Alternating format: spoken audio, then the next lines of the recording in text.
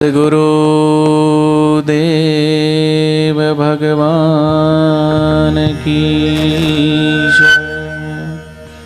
कृष्ण कन्हैया लाल की जय। रामचंद्र भगवान की नमः। पार्वती हर हर महादेव।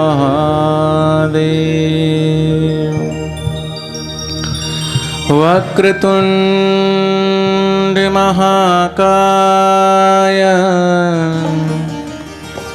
सूर्यकोटि समप्रभ निर्विघ्नं कुरु मे देव सर्वकार्येषु सर्वदा।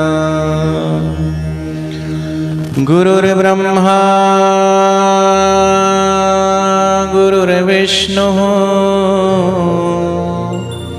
गुरुर्देवो महेश्वर। गुरुर्साक्षात् परब्रह्म तस्मै श्री गुरुवे नमः। त्वमेव माता च पिता त्वमेव बन्धु च सखा त्वमेव। त्वमेव विद्या च द्रविणं त्वमेव। त्वमेव सर्वं मम देव देव।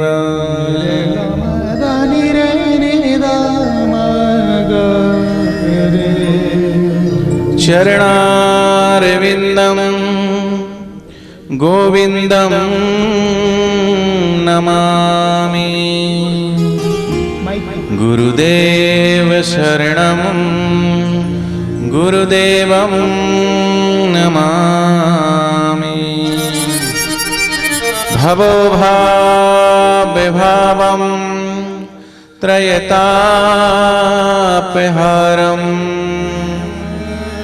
भवभयनाशनं गुरुदेवं नमामि। कल्याणरूपं आनन्दकन्दं धरामृतं शिवं गुरुदेवं नमामि। हरण्यं वरेण्यं सुरेशं महेशं त्रयदेवरूपं गुरुदेवं नमामि। न जानामि जापं न जानामि ध्यानं पाशुपतिरूपं गुरुदेवं नमामि। पाशुपतिरूपं गुरुदेवं नमामि। गुरुजी को करिए वंदना भाव से बारंबार। नाव सुनो का से क्या जिसने भव से पार। सिमर सिमर सिमर नाम जीवा तन मन होए निहाला। चरण कमल तेरे धोए धोए पीवा मेरे सतगुरु दीन दयाला। कुर्बान जावी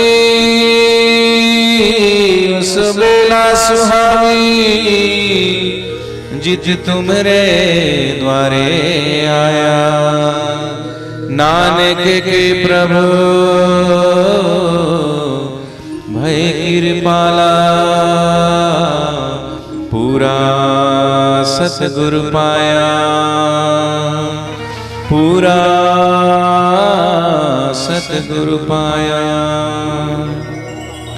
पूरा प्रभु आराधिया, पूरा जाका नाम। नानक पूरा पाया, पूरे के गुणगान। हरि ओम, हरि ओम।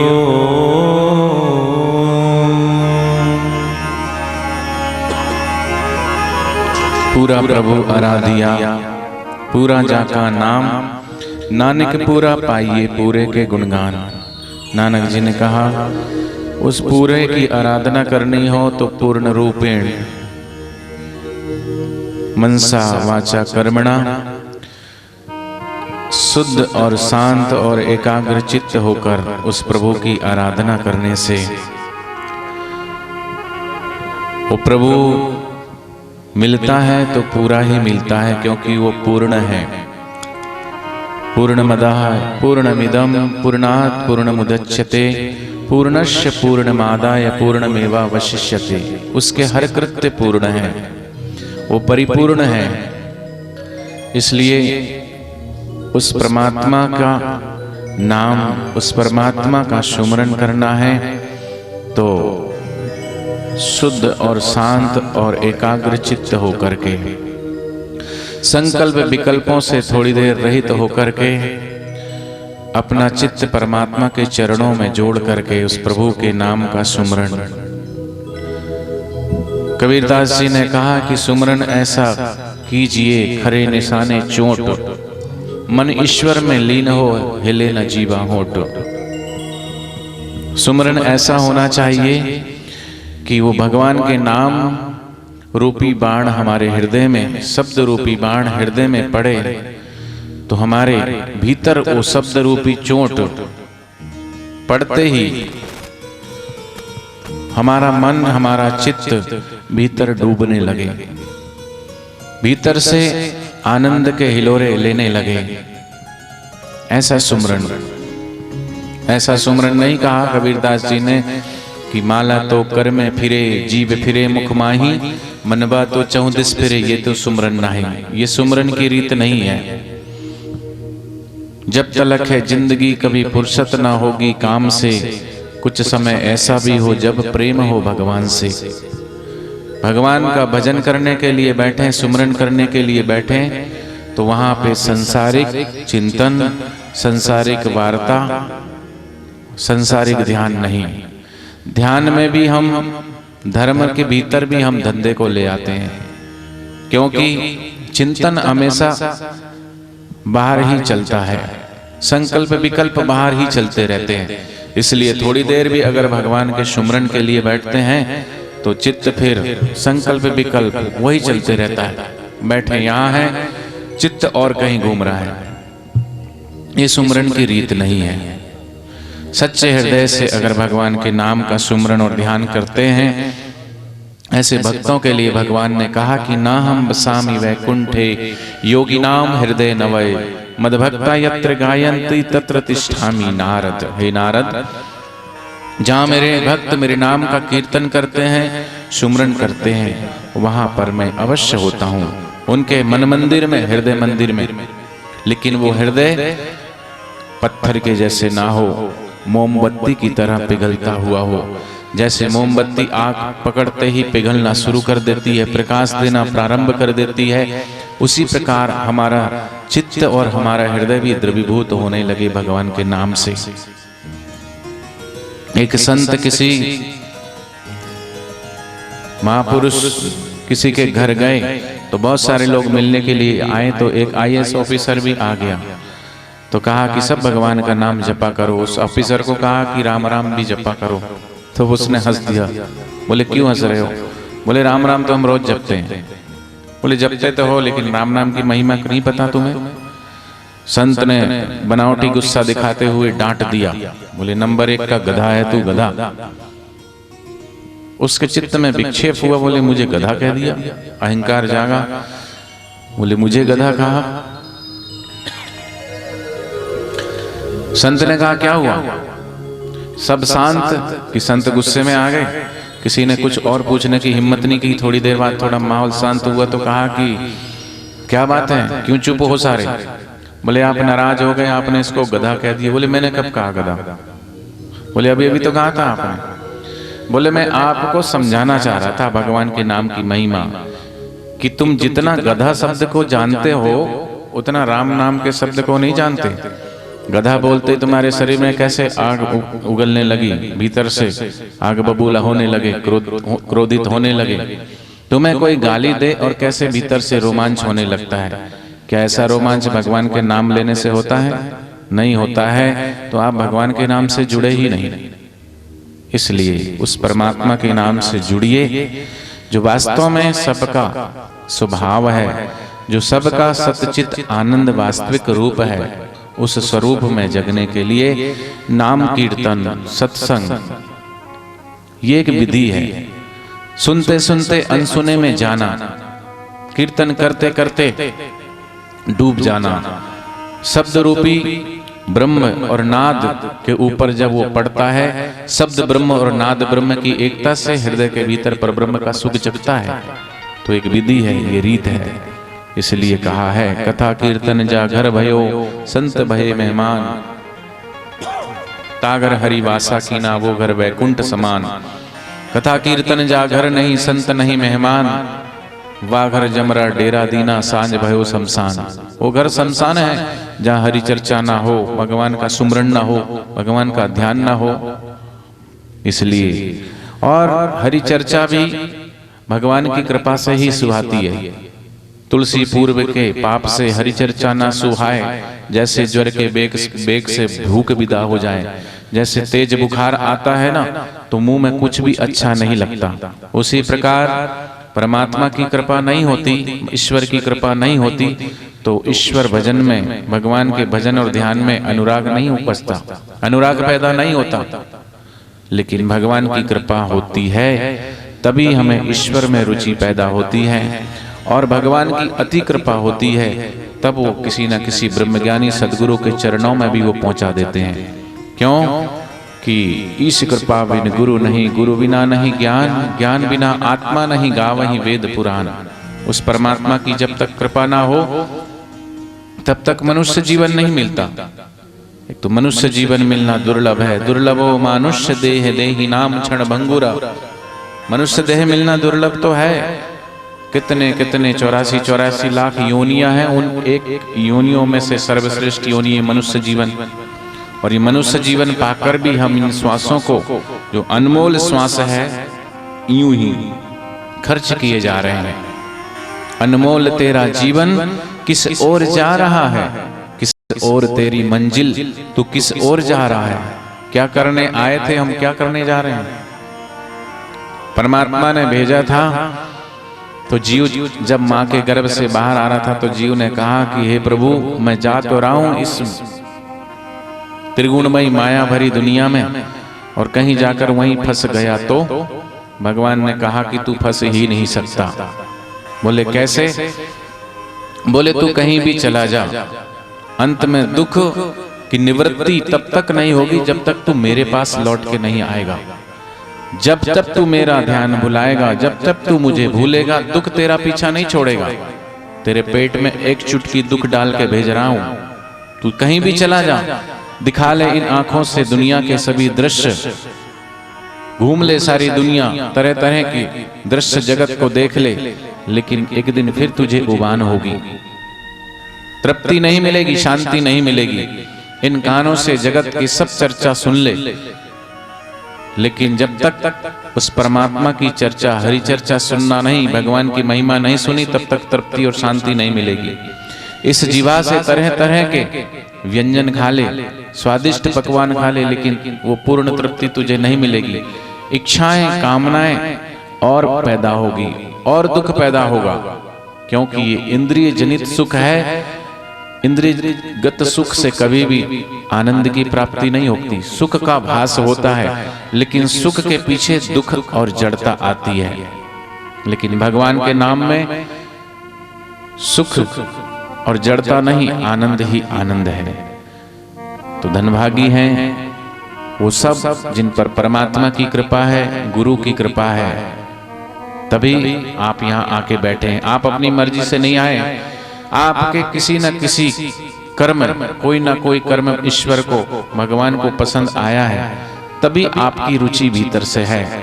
आपके माता पिता के संस्कार कहीं ना कहीं आप में वो आध्यात्मिक, वो ईश्वर के प्रति प्रेम, वो श्रद्धा, वो विश्वास, तभी आप आए हैं।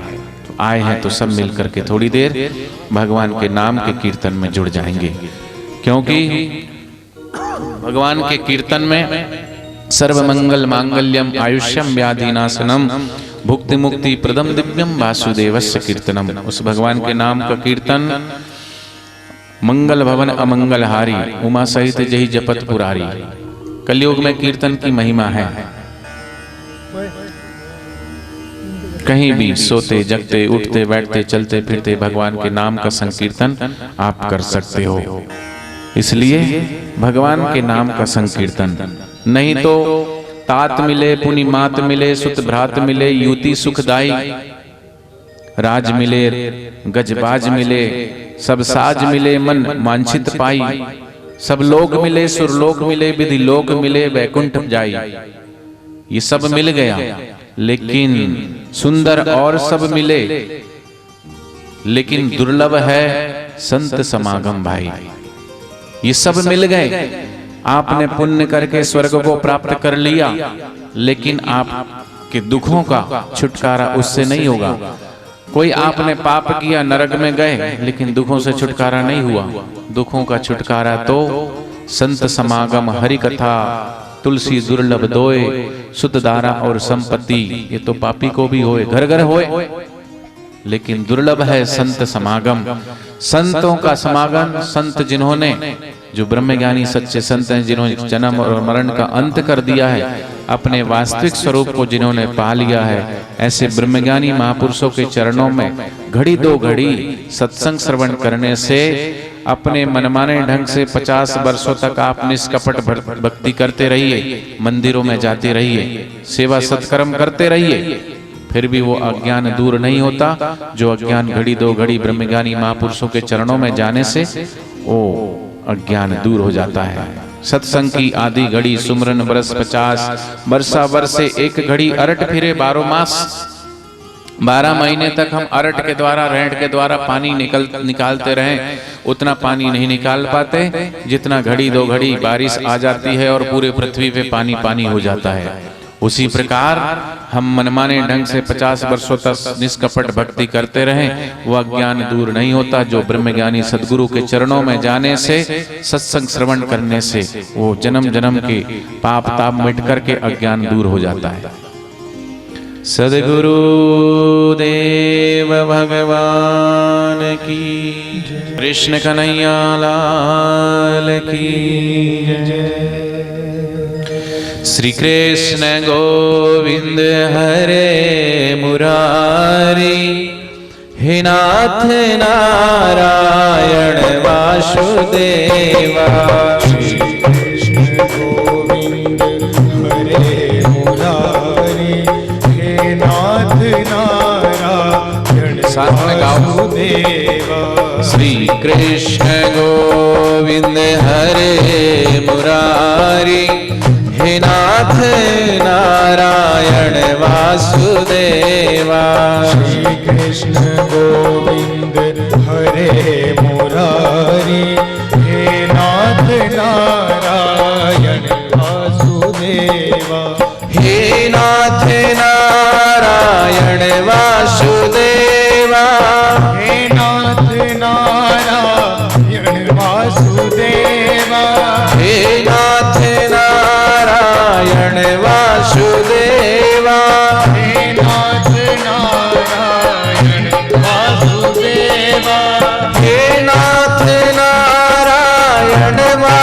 वासुदेवा हे नाथ नारायण वासुदेवा हे नाथ नारायण वासुदेवा हे नाथ नारायण वासुदेवा श्री कृष्ण गोविंद हरे मुरारी हे नाथ नारायण वासुदेवा कृष्ण गोविंद हरे मुरारी हे नाथ नारायण वासुदेवा दोनों हाथों से भगवान के नाम की ताली।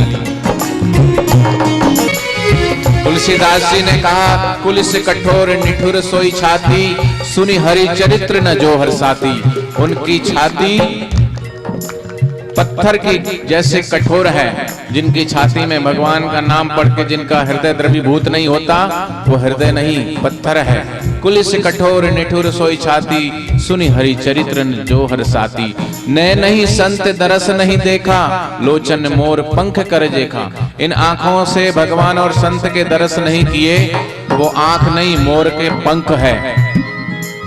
कुलिस कठोर निठुर सोई छाती। जैसे मोमबत्ती पिघलती है उसी प्रकार भगवान का नाम श्रवण करने से गुणगान करने से हमारा द्रवीभूत होने लगे चित्त और हृदय भी।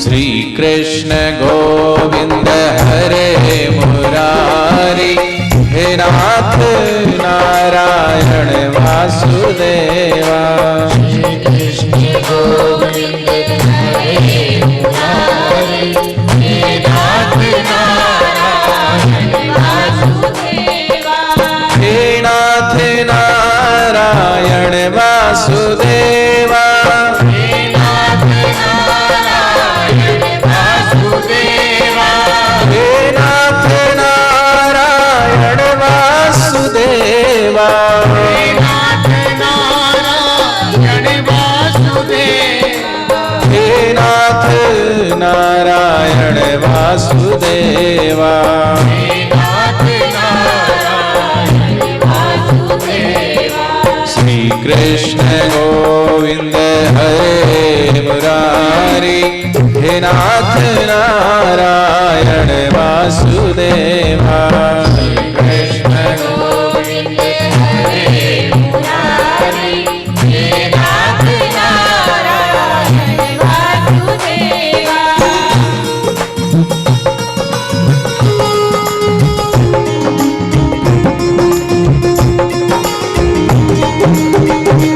जो सबके अंदर वास कर रहा है वो भगवान वासुदेव, वो गोपाल जो सबकी इंद्रियों का पालन करता है इसलिए उसका नाम गोपाल है। उस गोपाल गोविंद के नाम का थोड़ी देर सच्चे भाव से सच्चे हृदय से प्रार्थना। गोपाल मेरी यही प्रार्थना है, गोपाल यही मेरी प्रार्थना है भूलू न मैं नाम कभी भी तुम्हारा। भूलू न मैं नाम कभी भी तुम्हारा निष्काम हो के दिन रात गाओ, निष्काम हो के दिन रात गाओ। हे नाथ नारायण वासुदेवा, हे नाथ नारायण वासुदेवा। श्री कृष्ण गोविंद हरे मुरारी हे नाथ नारायण वासुदेवा। श्री कृष्ण गोविंद हरे मुरारी हे नाथ नारायण वासुदेवा।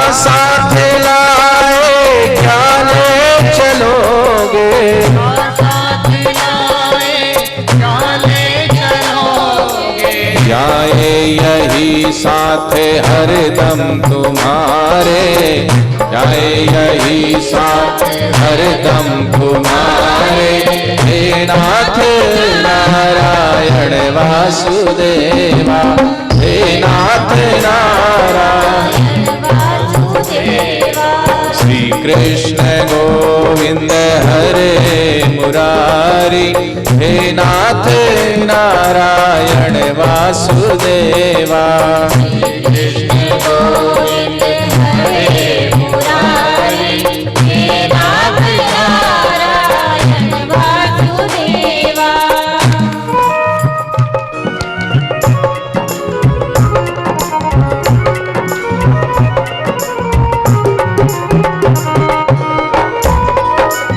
पड़ा रहेगा माल खजाना, छोड़ त्रियासुत जाना है, कर सत्संग अभी से प्यारे, नहीं तो फिर पछताना है। खिला पिला कर देह बढ़ाई, वह भी अग्नि में जलाना है, कर सत्संग अभी से प्यारे, नहीं तो फिर पछताना है। सत्य स्वरूप आत्मा परमात्मा और ब्रह्मज्ञानी महापुरुषों का संग नहीं किया तो अंत में पछताना ही पड़ेगा। बापूजी कहते हैं ईश्वर के सिवाय कहीं भी मन लगाओगे तो अंत में रोना ही पड़ेगा, रोना ही पड़ेगा। इसलिए एक सत्य स्वरूप परमात्मा, एक ईश्वर को पाए हुए सद्गुरु, वही सच्चे हितैषी है। बाकी मात पिता सुत स्त्री आलस बंधु कानी, साधु दरस को जब चले ये अटकावे खानी। कभी ना कभी जब भी हम चलने को देखते तो कोई ना कोई आड़े आ जाता है। इसलिए नारी धरा धाम सुपुत्र प्यारे, नारी धरा धाम सुपुत्र प्यारे, नारी धरा धाम सुपुत्र प्यारे, नारी धरा धाम सुपुत्र प्यारे, मात पिता सुबंधु हमारे, मात पिता सुबंधु हमारे, कोई न साथी हरि को पुकारो, कोई न साथी हरि को पुकारो, हे नाथ नारायण वासुदेवा, हे नाथ नारायण वासुदेवा।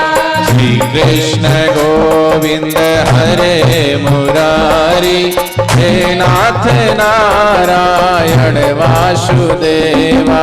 श्री कृष्ण गोविंद हरे मुरारी, हे नाथ नारायण वासुदेवा। श्री कृष्ण गोविंद हरे मुरारी, हे नाथ नारायण वासुदेवा। कृष्ण गोविंद हरे मुरारी, हे नाथ नारायण वासुदेवा। श्री कृष्ण गोविंद हरे मुरारी, हे नाथ नारायण वासुदेवा। कृष्ण गोविंद हरे मुरारी, हे नाथ नारायण वासुदेवा। श्री कृष्ण गोविंद हरे मुरारी, हे नाथ नारायण वासुदेवा।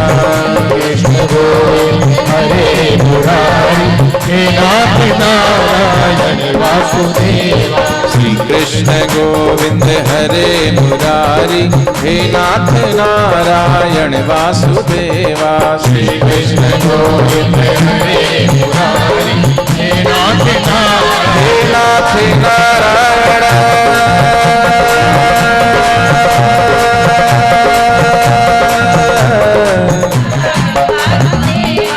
श्री कृष्ण गोविंद हरे मुरारी,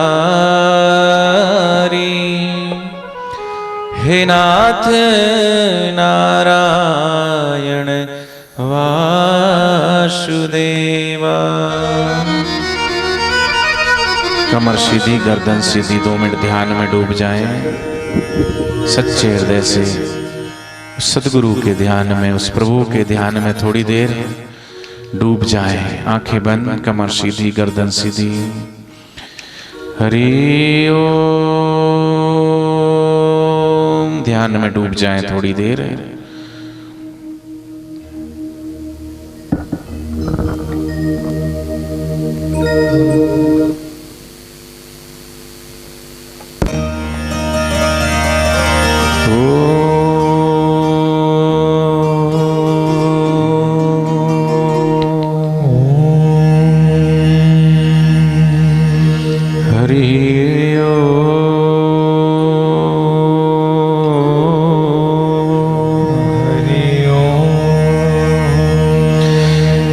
भगवान कहते हैं नास्ति ध्यानम समम तीर्थम, नास्ति ध्यानम समम दानम, नास्ति ध्यानम समम यज्ञम, नास्ति ध्यानम समम तपम।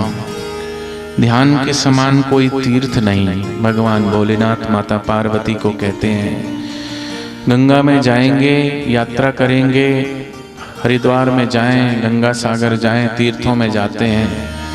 कितनी लंबी यात्रा करने के बाद बस की ट्रेन की मुसाफरी पूरी करके जाओ, गंगा में गोता लगाओ, फिर शरीर की तपन थोड़ी देर के लिए मिटेगी, शीतलता मिलेगी, थोड़े पाप ताप मिटेंगे, लेकिन उससे भी बड़ा तीर्थ भगवान कहते हैं नास्ति ध्यानम समम तीर्थम। ध्यान के समान कोई तीर्थ नहीं, क्योंकि ध्यान रूपी तीर्थ स्वयं को पावन करता है।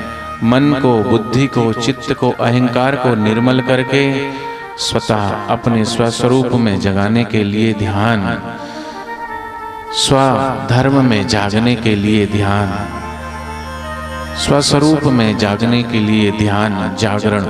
भीतर से ध्यान करेंगे, पुण्य होगा, कालांतर में उसका फल मिलेगा, लेकिन ध्यान रूपी फल प्रत्यक्ष यहीं अभी।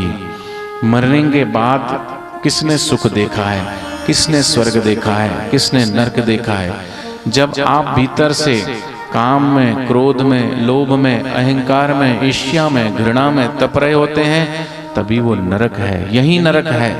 और जब आप भगवान के ध्यान में, प्रेम में सरोवर होकर के उसकी मस्ती में आनंदित हो रहे हो भीतर से, तो यही स्वर्ग है, यही वैकुंठ है। भीतर शरीर के भीतर यही वैकुंठ, यही स्वर्ग, यही नरक। स्वर्ग की तरफ जाना या नरक की तरफ जाना वो हमारे हाथ की बात है। काम, क्रोध, लोभ, मद, मात्सर्य, अहंकार, ये हमारा धर्म नहीं। भगवान कहते हैं नास्ति ध्यानम समम यज्ञम। यज्ञ करो तो हवन सामग्री जुटाओ, लकड़ी लाओ, आग जलाओ, मंत्र बोल के आहुति दो, यज्ञ करेंगे, वृष्टि होगी, पुण्य मिलेगा, लेकिन पुण्य का फल कर्ता कर्म करता है, कर्ता को बांध देता है, और कर्ता को फल देकर के कर्म बंधन से वो छूट जाता है, लेकिन कर्म बांध देता है फल भोगने के लिए, चाहे वो पुण्य हो कि चाहे पाप हो। इसलिए ध्यान कर्म नहीं है, ध्यान कोई क्रिया नहीं है, ध्यान सबका मूल स्रोत है, ध्यान सबका वास्तविक स्वरूप है, वहीं से सब आए हैं। वो भगवान का भीतर सच्चिदानंद परमात्मा का वास है। अपने आप को भीतर से खाली करना। रात्रि को 6 घंटे हम कुछ नहीं करते, सो जाते हैं, न देखते हैं, न सुनते हैं, न बोलते हैं, न खाते हैं, न पीते हैं, अपने देह को भी भूल जाते हैं। अपना नाम क्या है, कौन सा हमारा गांव है, हम बड़े हैं कि छोटे हैं, गरीब हैं कि अमीर हैं, बच्चे हैं कि बूढ़े हैं, कुछ नहीं याद रहता। सिर्फ श्वासें चल रही होती है, और श्वासों में, श्वास में उस भगवान का नाम अजपा जाप भी चलते रहता, लेकिन हम उस श्वासोश्वास से, भगवान के नाम से जुड़ते नहीं हैं। इसलिए रात का जो सत्संग है मेरे को तो बड़ा अच्छा लग रहा है, क्योंकि दिन में तो बहुत शोरगुल होता है और तरह तरह के संकल्प विकल्प होते हैं, लेकिन रात्रि का समय कम से कम संकल्प विकल्प थोड़े शांत होने लगते हैं, क्योंकि चारों तरफ घोर सन्नाटा, पशु पक्षी पेड़ सब उस भगवान के ध्यान में मानो निद्रा में चले जाते हैं, ध्यान रूपी गंगा में गोता मारने लगते हैं। तो आप भी थोड़ी देर उस भगवान के ध्यान में डूब जाइए।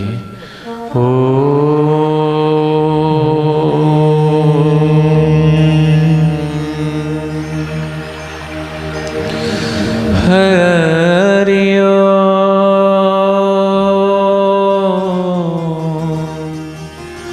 हरि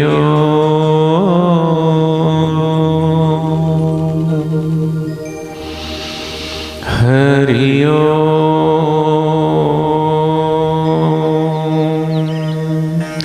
भगवान कहते हैं सब धर्मों को छोड़ के तू मेरी शरण आ जा। भगवान बाहर के हिंदू, मुस्लिम, सिख, ईसाई, बौद्ध, जैन, फारसी ये धर्म की बात नहीं कह रहे हैं। भगवान कहते हैं स्वधर्म जो सबका स्व है, अपना है, आप है, बाहर नहीं, तुम्हारे भीतर जो धर्म है, धर्म वो है जो सबको धारण किया हुआ है। ये बाहर के कल्पित धर्म है, मत, पंथ, सांप्रदायिक धर्म है, लेकिन वास्तव में भगवान जो का जो धर्म है वही आपका धर्म है जो सबको धारण किया हुआ है। धार्यति इति धर्मः, जो सबको धारण किए हुए है, जिसकी सत्ता से आंखें देख रही है, ऐसे जिसकी सत्ता से हृदय की धड़कनें चल रही है, जिसकी सत्ता से जीवा बोल रही है, जिसकी सत्ता से ये श्वासें चलती है, उसके वास्तविक स्वधर्म में जो सबका सच्चिदानंद परमात्मा सबके भीतर बैठा हुआ है, उस धर्म में आने के लिए भगवान कहते हैं अपने भीतर वाले धर्म से जुड़िए। वास्तव में जो सबका वास्तविक धर्म है, स्वधर्म। गीता में जिस धर्म की बात भगवान ने बताई, कहा है स्वधर्मे निधनम श्रेयम परधर्म भयावह। आप अपने स्व में आकर के भगवान के नाम में जपते जपते सुमरन करते करते मर भी गए तो आपकी दुर्गति नहीं होगी, सदगति ही होगी। क्यों? आप अपने वास्तविक धर्म में हैं, स्वधर्म में हैं। तो स्वधर्म में मरना भी अच्छा है, लेकिन परधर्म, ये काम, ये क्रोध, ये लोभ, ये मद, ये मात्सर्य, ये अहंकार, ये बाहर के धर्म है। ये फंसाने वाले हैं, गिराने वाले हैं, जलाने वाले हैं, तपाने वाले हैं। लेकिन जो सबका सहज भीतर का जो स्वधर्म है, उस स्वधर्म में आइए। भगवान कहते हैं उस धर्म में आओ। स्वधर्मे निधनम श्रेयम परधर्म भयावह, मेरी शरण आ जा। सर्वधर्मान परित्यज्य मामेकम शरणम व्रजा अहम त्वं सर्व पापेभ्यो, मैं तुझे सर्व पापों से मुक्त कर दूंगा। मुक्त हो जाओगे अपने आप, अपने वास्तविक स्वरूप में आते ही। हरि ओम।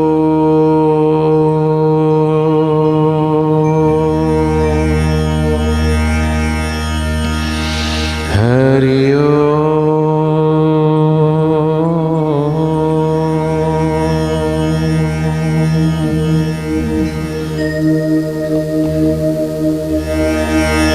नारी धरा धाम सुपुत्र प्यारे, मात पिता सु बंधु हमारे, कोई न साथी हरि को पुकारो, हे नाथ नारायण वासुदेवा।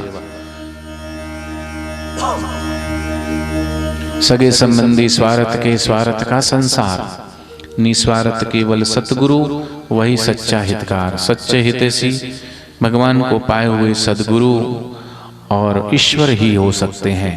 बाकी सुर नर जन सब की यही रीति, स्वार्थ लाग कर ही सब प्रीति।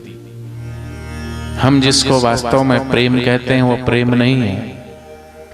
जो खुद से प्रेम नहीं कर सकता वो दूसरे से क्या प्रेम करेगा? अपने आप से कभी प्रेम करना सीखा ही नहीं, वो भगवान से क्या प्रेम करेगा? वो दूसरों से क्या प्रेम करेगा? बोले हम तो अपने आप से प्रेम करते हैं, हम इस शरीर को नहलाते हैं, धुलाते हैं, जो हमें अच्छा लगता है हम करते हैं। आदमी को अपने आप से प्यारा कोई थोड़ी होता है। नहीं, ये शरीर आपको प्यारा लगता है। शरीर का पालन पोषण तो करते हैं, रोज सुबह आईना भी देखते हैं, सजाते हैं, संवारते हैं, नहलाते हैं, धुलाते हैं और इसको तरह तरह का पकवान भी खिलाते हैं। लेकिन वो शरीर का भरण पोषण है। लेकिन शरीर के भीतर जो वास्तव में हम जैसे कपड़े को धोते हैं, साफ करते हैं और साफ सोप कर करके प्रेस करके कपड़े को पहनते हैं तो शरीर पे, तन पे वो शोभा पाता है, उससे हम शोभा पाते हैं। उसी प्रकार ये तन की शोभा किससे है? वास्तव में ये तन किसके लिए मिला है? जिसके लिए मिला है और जिसकी सत्ता से ये तन चल रहा है, वास्तव में जो भीतर है उसके प्रति हम कितने वफादार हैं? अपने खुद के प्रति जो वास्तव में भीतर है, कौन है वो भीतर कि मैं कौन हूं? ये आंख, ये कान, ये नाक, ये त्वचा, ये शरीर, 5 कर्म इंद्रियां, 5 ज्ञान इंद्रियां हम नहीं। मनोबुद्धि अहंकार चित्तानि नाम, ये भी हम नहीं। हम कौन है वास्तव में, हम उससे कितना प्रेम करते हैं। 5 प्राण, प्राण अपान उदान व्यान समान भीतर शरीर, वो भी हम नहीं। 5 कोष, अन्नमय कोष, मनोमय कोष, ज्ञानमय कोष, विज्ञानमय कोष, आनंदमय कोष, ये 5 कोष भी नहीं, उससे भी वो न्यारा है। वो कौन है? क्या उससे हमने कभी प्रेम किया है?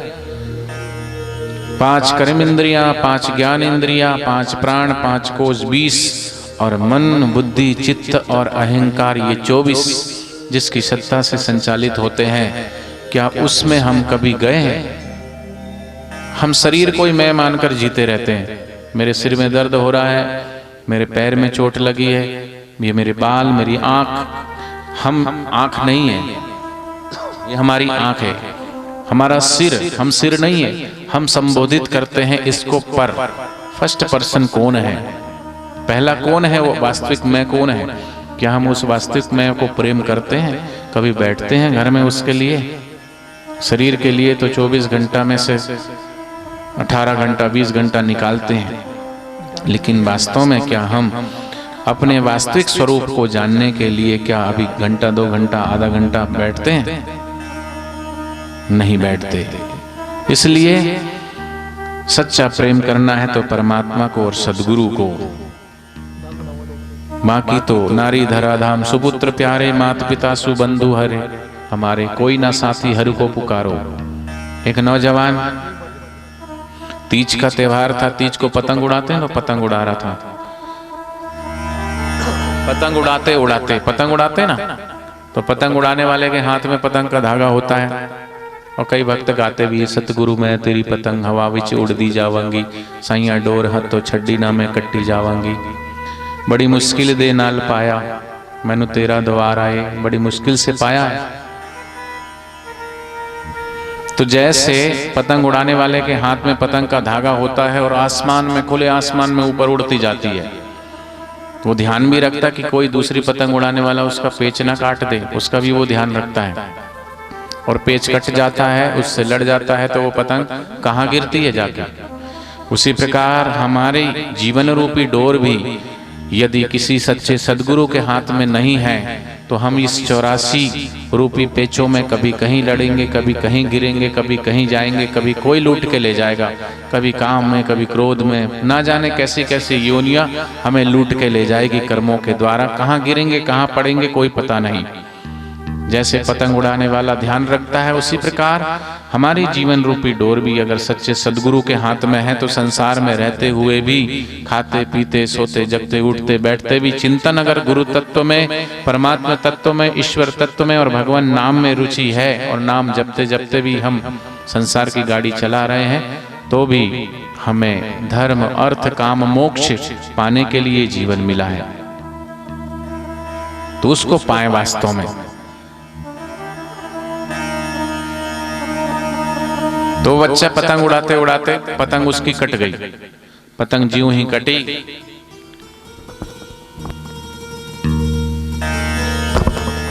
तो पतंग ढूंढते ढूंढते वो गया दूर। तो एक आश्रम था संत का, संत के आश्रम में जाकर के देखा, संत ध्यानस्थ थे। कहा, गुरुदेव आपने मेरी पतंग देखी? गुरुदेव ने कहा, हाँ वो पड़ी है पतंग तेरी, ले जा उठा के। जाने लगा तो संत ने कहा कि अरे इतना सुंदर मनुष्य जीवन मिला है, तो ये क्या टाइम पास करने के लिए मिला है, पतंग उड़ाने के लिए मिला है? बोले हाँ, कभी कभी उड़ा लेता हूँ, कभी यार दोस्तों के साथ बैठ करके ताश वाश खेलने का मौका नहीं मिलता। तो बोले अच्छा, ताश भी खेलता है, पत्ते भी खेलता है? बोले हाँ, कभी यार दोस्त इधर उधर चले जाते, कभी मौका नहीं मिलता पीने का बैठ करके। तो बोले तू दारू भी पीता है?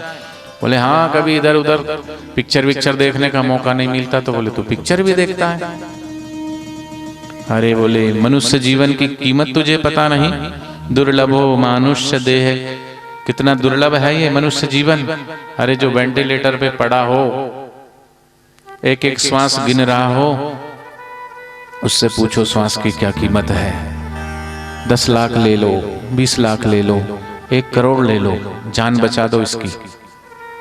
सब कुछ निछावर करने के लिए तैयार है, ये सांस मिल जाए, इसको कुछ और जी जाए। ऐसी अनमोल ये श्वासें मिली है, और उन श्वासों को यूं ही गवा रहे हैं। हर श्वास में भगवान का नाम, प्रत्येक श्वास। गीता में भगवान ने कहा है कि मनुष्य जीवन पाकर के जो श्वासोश्वास के द्वारा भगवान के नाम का जप यज्ञ नहीं करता, दोबारा उसको मनुष्य जन्म नहीं मिलता। तो हर श्वास में वो भगवान का नाम, श्वास श्वास में नाम सिमर वृथा जन्म मत खोए, ना जाने इस श्वास का फिर आना होए ना होए। कौन सी सांस आखिरी हो जाए कोई पता थोड़ी है। एयरपोर्ट से हवाई जहाज के चलने का समय होता है, प्लेटफार्म से रेलगाड़ी के चलने का समय होता है, बस स्टॉप से बस के चलने का समय होता है, लेकिन हमारी ये जीवन रूपी गाड़ी कब किस प्लेटफार्म से छूट जाएगी कोई पता नहीं। क्या भरोसा है इस जिंदगी का, साथ देती नहीं है किसी का। सांस रुक जाएगी चलते चलते, समा बुझ जाएगी जलते जलते, लेके कंधों पे तुझको चले जाएंगे, तेरे अपने ही तुझको जला आएंगे। कोई तेरा नहीं सब है धोखा यहाँ, काहे जीवन को यूं ही गवाता है तू। 4 दिन की मिली जिंदगानी तुझे 4 दिन में ही करनी, उस अकाल पुरुष से उस रब से मुलाकात है।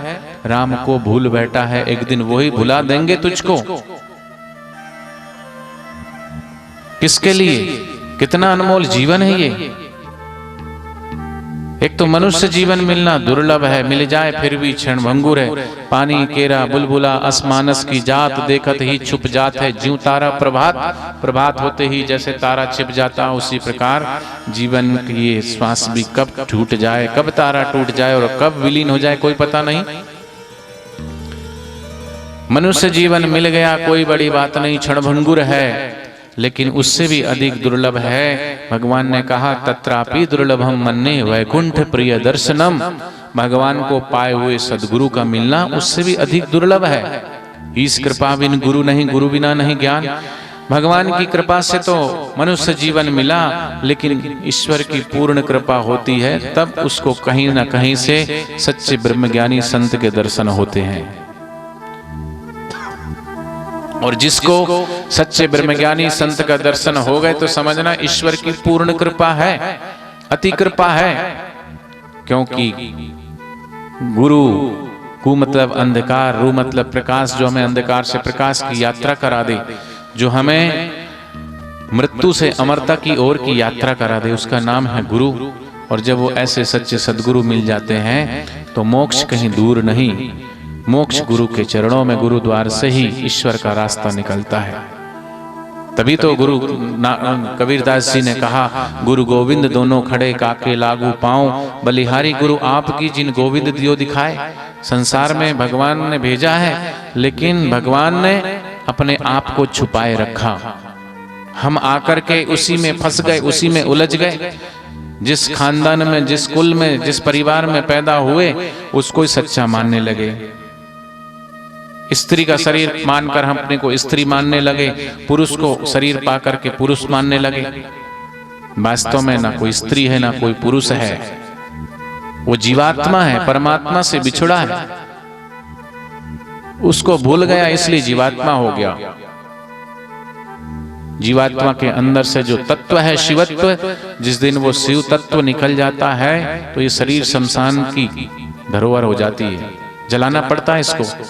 तो सबके भीतर वो शिव तत्व है, वो शिव तत्व को जगाने के लिए मनुष्य जीवन मिला है।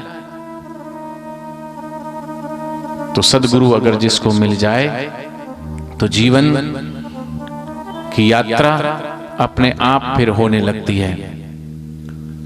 तो संत ने कहा कि इतना दुर्लभ मनुष्य जीवन है, ताश खेल के, जुआ खेल के, बीड़ी सिगरेट पी करके, शराब पी करके, पिक्चर देख करके जीवन यूं ही बर्बाद। और शराब क्यों पीते हैं? सुख के लिए। बीड़ी क्यों पीते हैं? सुख के लिए। पिक्चर क्यों देखते हैं? सुख के लिए। पान मसाला क्यों खाते हैं? सुख के लिए। सुख तो है ये, आनंद नहीं है। वास्तव में सबको आनंद की तलाश है, सबको शांति की तलाश है, लेकिन खोज गलत जगह रहे हो। खोज तुम बाहर रहे हो, खोज रहे हो तुम वस्तुओं में, खोज रहे हो तुम व्यक्तियों में, खोज रहे हो तुम परिस्थितियों में। भगवान व्यक्ति वस्तु और परिस्थिति जन्य नहीं है। वो व्यक्ति वस्तु परिस्थिति जन्य जो सुख मिलता है वो क्रियाजन्य सुख है। क्रिया के द्वारा जो सुख मिलता है क्रियाजन्य, और क्रियाजन्य सुख भोगने के बाद दुख मिलता है। पान मसाला स्वाद के लिए खाया, लेकिन कैंसर हो गया तो दुख कितना मिला।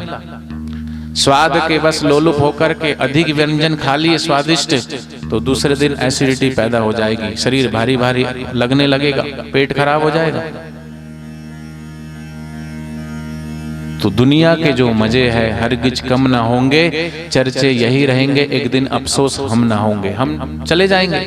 ये दुनिया चली आ रही है, चली जा रही है, दिन गुजरते ही चले जा रहे हैं, लोग मरते ही चले जा रहे हैं। जानते हैं कि ये गफलत के हैं काम, फिर भी किए ही चले जा रहे हैं। लेकिन सदगुरु कहते हैं ये मरने वालों जरा ठहर जाओ, तुम्हारा जीवन मरने के लिए नहीं जीने के लिए है, और जीते जी परमात्मा के दर्शन करने के लिए, परमात्मा को पाने के लिए, यात्रा करने के लिए जीवन मिला है। इसलिए जीवन में आए हैं तो जीवन दाता को पाके जाएं। जीवन को जाना ही नहीं कि जीवन है क्या, ये तो श्वास आ रहे हैं और श्वास जा रहे हैं, इसको जीवन मत मान लेना। वास्तव में जब तक हमने अपने वास्तविक स्वरूप को नहीं जाना तब तक तो श्वास खर्च हो रहे हैं। श्वास का आना ही जीवन है, श्वास का निकलना ही मौत है। प्रत्येक क्षण हम मौत में परिवर्तित हो रहे हैं, प्रति क्षण। अभी जिस समय हम यहाँ आके बैठे थे उस समय जो हमारी उम्र थी अब नहीं है, 1 घंटे बाद उतनी नहीं रहेगी। हर श्वास में हम मौत में परिवर्तित हो रहे हैं। व्यक्ति मरता है उसी दिन उसका मरना पूरा नहीं होता, जिस दिन से वो पैदा हुआ है उसी दिन से मरना भी प्रारंभ हो चुका है, मरना उस दिन पूरा हो गया उसका। तो ये श्वास अनमोल है, कीमती है, मोती है ये। इसको मिट्टी के भाव में ना गवाएं, ना खर्च करें, व्यर्थ की बातों में, व्यर्थ की इधर उधर की निंदा स्तुति चुगली मेरी तेरी ना। संत ने समझाया कि भाई सत्संग में आया करो, सत्य स्वरूप परमात्मा में थोड़ा गोता लगाया करो, ध्यान किया करो। तो संत का सत्संग सुनकर थोड़ा उसका विवेक, थोड़ा वैराग्य जगा और सत्संग में आने लगा। कुछ समय बीता, उसकी हो गई शादी। तो पहले तो रोज आता था, फिर हफ्ते में 1 बार आने लगा, फिर 15 दिन में 1 बार, फिर तो महीना 2 महीना में 1 चक्कर लगाता। संत ने कहा क्या बात है भैया, आता नहीं है तू, पहले तो रोज आता था, क्या बात है? इस बच्चे को थोड़ा सा पीछे घुमाने के लिए ले जा लो। बोले महाराज जी शादी हो गई है इसलिए अब थोड़ा टाइम नहीं मिलता। बोले क्यों? शादी बोले किसकी हुई है? शादी तो शरीर की हुई है, और ऐसी शादी तो तू ना जाने कितने जन्मों से करते हुए आए हो। ये दुनिया भर में जो दिख रहा है वो एक का ही तो सारा सकल पसारा है। ये सब तुम्हारे भाई बंधु हैं। एक में से यानी पिछले जन्म के कितने बच्चे कहाँ रहे, कितनी माँ है, कितनी पत्नी है, क्या कोई हिसाब थोड़ी है। भगवान बुद्ध कहते तुमने इतने जन्म लिए हैं, तुम्हारी सब प्रत्येक जन्म की हड्डियों को एकत्रित करें तो हिमालय पर्वत छोटा पड़ जाए। तुम इतने रोए हो हर जन्म में कि तुम्हारे आंसू एकत्रित करें तो पूरा समुद्र भर जाए। हर जन्म में वही शादी तो बोले हम संत ने भी की है, लेकिन ये शरीर की शादी नहीं, उस आत्मा और परमात्मा से। संत की रोज शादी होती है, हर रोज नई एक शादी है, हर रोज मुबारकबादी है। जब आत्मानंद के ध्यान में डूबते हैं तो नित्य नवीन नया सुख उनके भीतर उपजता है। वो परमात्मा का सुख संत के हृदय में, वो नया सुख, नवीन सुख। तो बोले वो शादी है। एक युवक ने पूछा कि मैं जब सत्संग सुनता हूं तो मेरे अंदर वैराग्य जगता है और शादी करने का मन नहीं होता, दूर दूर तक विचार भाग जाते हैं, लेकिन फिर भी समझ में नहीं आता, कभी मन होता है कभी नहीं होता। मेरी समझ में नहीं आ रहा, मैं क्या करूं बताओ। संत ने कहा कि तू अपनी समझ से चल, मैं कहूं कि शादी मत कर और तेरे अंदर लड्डू फूटे। शादी तो बोले ये लड्डू चूणे मक्खन दे, जो खावण मर जावण, जो खाए सो पछताए, ना खाए सो पछताए। शादी बोले ऐसा लड्डू है, दिखता तो है मक्खन जैसा लड्डू, लेकिन चूने का लड्डू है, खाने के बाद पता चलेगा। तू कहता है समझ नहीं है आती, क्या करूं? तो समझ लाओगे कहां से, पहली बात बताओ। समझ होती तो प्रश्न ही क्यों करते? समझ कहां से लाओगे? मेरी समझ में नहीं आता। आपने कहा समझदार इंसान को शादी करनी ही नहीं चाहिए, पर वो समझ लाओगे कहां से? इसलिए शादी करो, फिर पता चलेगा। शादी करने के बाद तुरंत समझ आएगी कि शादी क्यों नहीं करना चाहिए।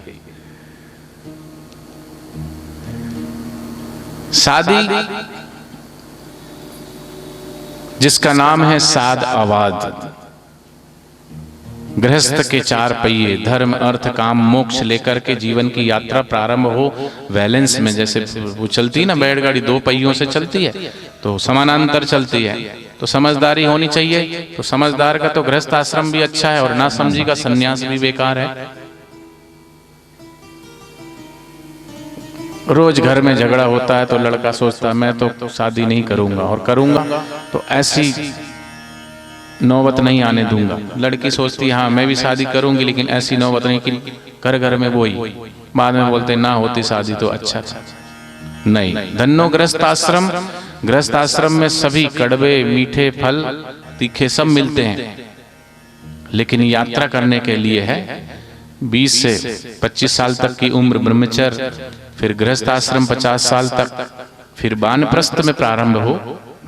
आजकल तो 55 के हो गए, 60 के हो गए, 70 के हो गए, तो भी घर से मोह ममता आसक्ति छूटती नहीं है। मोह ममता ऐसा दलदल है कि जीव निकलने की कोशिश करते हो, मोह ममता तो है ही, एक पैर उठाते हो दूसरा फिर और गहरा चला जाता है, आसक्ति छूटती नहीं है। तो संत ने कहा कि शादी हो गई कोई बात नहीं, लेकिन सत्य स्वरूप परमात्मा में भी टीका करो। बोले टाइम ही नहीं मिलता, इतनी बिजी लाइफ है। सुबह दुकान पे जाते हैं, थके हारे आते हैं, खाते पीते सो जाते हैं, फिर सुबह उठते हैं फिर वही करते हैं। रूटीन यही चल पड़ी है, यंत्रवत जी रहे हैं। मशीन होती है ना, मशीन को भी कम से कम 8 दिन में 1 दिन रेस्ट दिया जाता है, लेकिन इंसान तो मशीन से भी ज्यादा फास्ट, वो रेस्ट ही नहीं लेता। अरे 8 दिन 10 दिन 15 दिन में कभी एकांत में चले जाओ, कभी थोड़ा मौन जप उपवास करके एकांत में जहाँ कोई जानता ना हो, किसी से कोई मेल मिलाप नहीं, लेना नहीं देना नहीं, शांति से बिल्कुल आंतरिक शक्तियों का विकास करो, थोड़े ध्यानस्थ हो जाओ। लेकिन संसार के व्यवहार में इतने गलाडूब व्यवहार में रहते हैं कि थोड़ा सा एकांत में आने की कोशिश करते हैं तो छटपटाहट शुरू हो जाती है। इसलिए थोड़ा एकांत में जाएं। संत ने समझाया तो बोले, संत कोई कहने लगा आपको क्या पता आपने कोई शादी करी है? संत ने कहा कि हाँ हमारी भी शादी हुई, लेकिन इस देह की शादी नहीं, उस आत्मा परमात्मा की शादी है। बोले बीवी आई है, ताजा ताजा भोजन मिलता है, अभी बीवी का सुख है। बोले ठीक है, माँ का सुख, पिता का सुख, भाई बंधु का, सब ये सुख है, ठीक है, सुख दो, सुख लेने की इच्छा मत रखो। सुख देने की चीज है, लेने की थोड़ी है। आजकल तो बस बहू सोचती है कि सास मुझे सुख दे, सास सोचती है बहू मुझे सुख दे। एक दूसरे से हम सुख की चाह रखते हैं, सुख के भिखारी बनते, सुख के दाता नहीं बनते। जो आप चाहते हो वो देना शुरू कीजिए, वो अपने आप मिलने लगेगा। क्या करें? बोले आजकल की बहू है। संत ने समझाया कि सत्संग में आया करो। उसने कहा ठीक है आएंगे। संत ने कहा देख, तेरी पत्नी तुझे कितना चाहती है, तेरी माँ तुझे कितना चाहती है, तेरा पिता तुझे कितना चाहता है, इसका अगर प्रत्यक्ष प्रमाण देखना है तो तू एक योगिक क्रिया सीख और योग क्रिया के द्वारा अपने प्राण उत्थान की गति को ऊपर चढ़ा 10वें द्वार तक, और फिर एक दिन तू लीला करके देख, तेरी माँ कितना चाहती, तेरा पिता तुझे कितना चाहता है। उसने प्राणायाम के द्वारा योग क्रिया सीख करके थोड़े दिन में परिपक्व हुआ कि अपने प्राणों को ऊपर के केंद्रों में चढ़ाना सीख लिया। फिर एक दिन गया घर, जाते ही अमावस का दिन था। घरवाली को बोला क्या बनाया, तो घरवाली ने कहा खीर। बोले वाह, लिया खीर। खीर लेने गई वो, तो ये हाथ मुंह धो करके लेट गया। ज्यों ही लेटा तो उसको करनी थी लीला, आज देखना था कि कौन कितना चाहता। गुरु ने कहा कि गुरु के वचनों को थोड़ा समय प्रमाणित करके देखता हूँ। गुरु ने कहा गुरु की बात सच्ची है कि झूठी, करके देखता हूँ। लेट गया, ज्यों लेटा वो खीर लेके आई थाली लेकर के, तो उसने कहा उठो, तो उठे ही ना। थोड़ा हिलाया डुलाया उसको, तो वो हिले डुले ना। हाथ उठाया तो हाथ धड़ूम से नीचे गिर गया, हाथ पैर ठंडे हो गए। छाती पे कान लगा के देखा तो दिल की धड़कनें बंद हो गई। बोले लगता है इनका राम नाम क्या हो गया, बोलो। कहीं शादी हो रही हो, दौड़ते दौड़ते बच्चा आए और बोले मम्मी मम्मी राम नाम सत्य है, राम नाम सत्य है, राम नाम सत्य है। तो मम्मी बोली बेटे ऐसे नहीं बोलते, चुप, शादी के समय ऐसे अशुभ बातें नहीं बोलते। बोले क्यों, भगवान का नाम अशुभ होता है? बोले नहीं, जब कोई मर जाता है ना तब बोलते हैं बेटा, कंधों पे लेके जाते हैं, बोले राम नाम सत्य है, सत्य बोलो सत्य है, सबकी यही गत्य है। तो बोले क्यों, जीते जी भगवान का नाम नहीं लिया जा सकता, मरने के बाद ही। वो मर गया, मरने वाले वो उसको सुनाएंगे कि राम नाम सत्य है? वो तो मर गया, सुना किसको रहे हो? जो अर्थी में जा रहे हैं शमशान यात्रा पे, वो ये नहीं सोचते कि मैं भी कभी मरूंगा। ये तो हमारे ऋषि मुनियों ने कहा है कि राम को याद करो, राम नाम ही सत्य है। जब अर्थी में जा रहे हैं तब भी विवेक जग जाए कि भैया जग जा, एक दिन तुझे भी इधर ही आना है। विवेक जागे, परमात्मा की याद आए। पहले के जमाने में जो मंदिर होते थे ना, शिव मंदिर, वो गांव से शहर से दूर होते थे कि जाएं थोड़ा एकांत में, अपना मन अपना चित्त थोड़ा परिवर्तित हो। और जो शमशान घाट होता था वो शहर गांव के बीचों बीच होता था, ताकि निकलते जाते जाते उसमें अपने मुर्दे के ऊपर दृष्टि पड़े और शव जलता हुआ बुबक बुबक जो जल रहा है शरीर, उसके ऊपर दृष्टि पड़े तो अपना विवेक जागे कि हाँ एक दिन हम भी यहीं आना है, एक दिन हमें भी ऐसे ही जलना है। रोज अगर मौत को याद करेंगे तो विवेक जागृत रहेगा, इस देह में अभिमान नहीं आएगा, इस शरीर का गुमान नहीं रहेगा। मत करे रे गर्भ गुमान, पतंगी रंग उड़ी जावेगो, गुलाबी रंग उड़ी जावेगो, पाछे नहीं आवेगो, माटी में मड़ी जावेगो, हाट जले ज्यों लाकर भैया, केस जले ज्यों घास। शीशा देखिए मनाही नहीं है, शीशा देखिए बाल भी संवारिए, दिन में कितनी बार संवारते हैं, लेकिन संवारते संवारते थोड़ा इतना भी याद कर लीजिए कि ये काले काले बाल सफेद हो जाएंगे एक दिन और जलेंगे ऐसे जैसे सूखे घास। ये हाड़ मास का शरीर सजाओ, पालो पोसो, खिलाओ पिलाओ, लेकिन ये भी विवेक रखो कि एक दिन ये लकड़े की नाई शमशान में जल जाएगा, तो इसमें देह अभिमान नहीं आएगा, विवेक जागृत रहेगा। विवेक और वैराग्य जागृत रहेंगे तो हृदय में भक्ति रूपी मां भी पैदा हो जाएगी। तो मनुष्य इतना चालाक, शमशान घाट को तो शहर से बाहर पटक दिया, अरे कौन बार बार मुर्दे को याद करे, छोड़ो इसको। और शिव मंदिर को, भगवान के मंदिर को गांव और शहर के बीचों बीच ले आया, उल्टा कर दिया। इतना चालाक इंसान नहीं। कभी कभार थोड़ा निकल करके जाओ खुली हवा में। तो उसने कहा कि राम नाम सत्य हो गया। अब खीर परोस के लाई थी तो देखने लगे कि अभी तो संध्या होने वाली है, शाम को 6:30-7 बज गए और अभी से रोना धोना शुरू करूंगी तो रात भर रोना ही है, क्या करना है। खीर लाई थी तो 2 चम्मच खीर और डाला उसमें और खाना शुरू कर दिया। पेट भर के खीर खाया, मुंह पोछा, साफ किया और फिर चिल्लाया। सासू माँ गई थी पड़ोस में, सासू माँ को चिल्लाया तो सासू माँ आई दौड़ी दौड़ी, बेटा क्या हुआ? बोले अभी अभी आए थे और ऐसे ऐसे खीर खाने की बात करी और ये हो गया। ओहो, सासू माँ तो उसकी माँ रोने लगी, वो भी रोने लगी, मोहल्ला पड़ोस इकट्ठा हो गया, 10, 20, 50, 100 लोग इकट्ठे हो गए। क्या हुआ? अभी अभी आए थे, अरे बहुत अच्छा लड़का था। चर्चा शुरू हो गई, करते हैं ना तरह तरह की चर्चा। अब फॉर्मेलिटी तो करने ही पड़ते हैं। जाओगे तो तुमको रोना नहीं आया तो भी तुम्हें रो के दिखाना पड़ेगा, नहीं रोगे तो सामने वाले बोलेगा कि हाय कितना निष्ठुर इंसान है, कितनी निष्ठुर है, घर में मौत हो गई और इसकी आंख में आंसू भी नहीं है। ना ही रोना है तो भी रोना पड़ेगा, भले ही मगरमच्छ के आंसू दिखाओ लेकिन रोना पड़ेगा। दिखावटी आंसू, संसारी दिखावटी है। तो सब रोने लगे, पूछने लगे, बड़ा अच्छा लड़का था, सत्संग में जाता था, सब बुराइयां भी दूर हो गई थी, बड़ा अच्छा सुधर गया था। हो प्रभु, बड़ा बुरा किया। अब बोले अच्छा कब ले जाना है? बोले सुबह ले जाएंगे। बोले ठीक है, सुबह ले जाएंगे तो अच्छा ठीक है, उसके गुरुजी को भी बोल दो, वो भी आ जाएंगे। गुरुजी तक खबर गई, गुरुजी भी आए।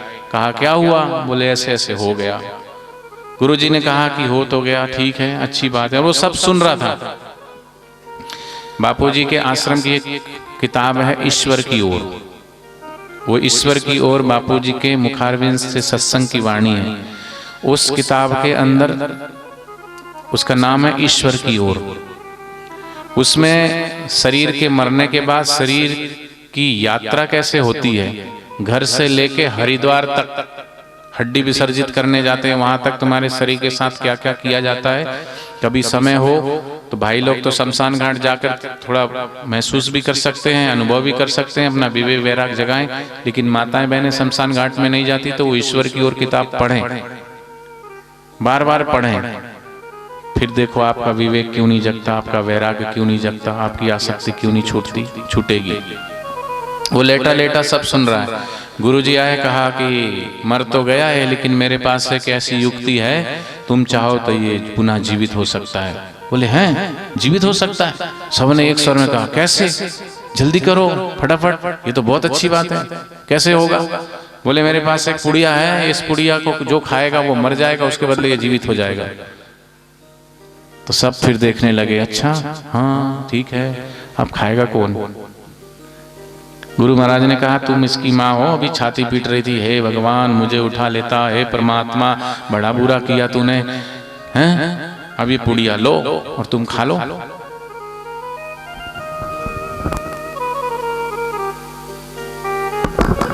बोले कि महाराज जी पुड़िया तो मैं खा लूं,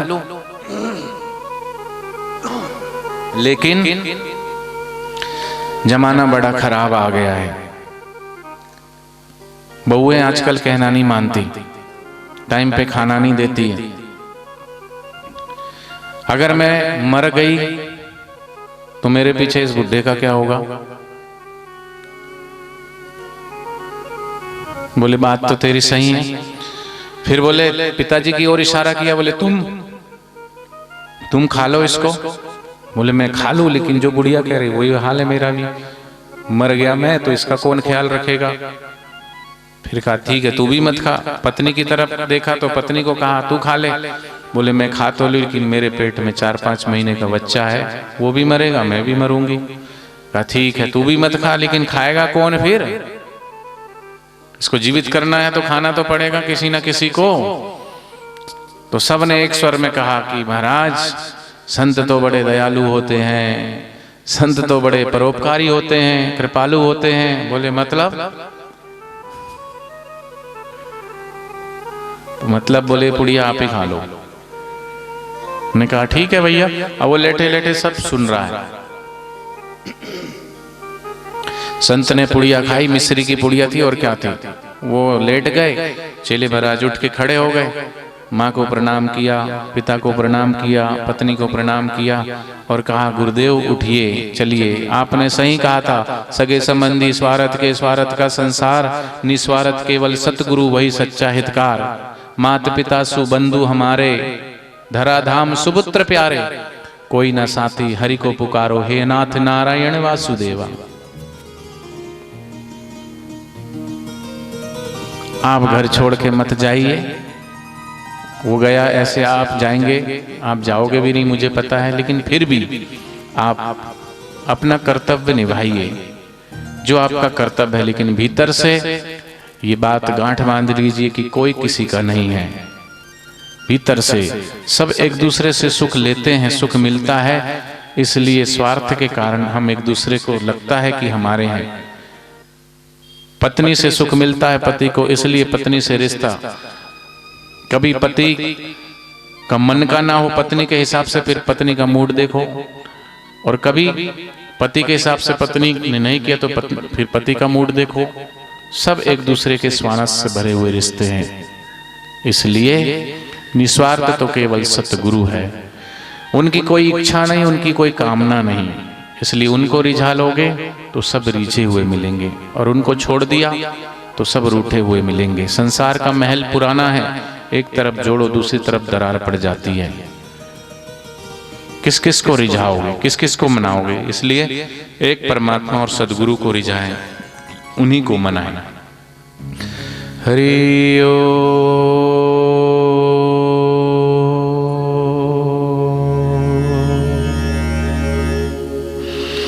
हरि ओम।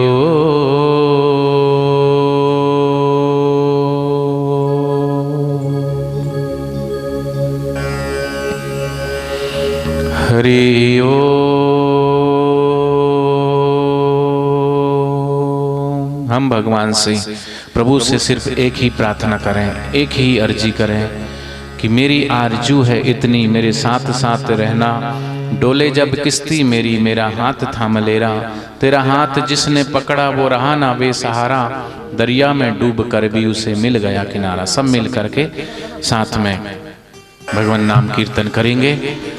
सत्संग तो कल से था, आज बरबाला में कार्यक्रम था, तो हमने कहा है कल से तो है ही, शाम खाली है तो चलो आज से ही शुरू कर देते हैं। तो टोहाना वालों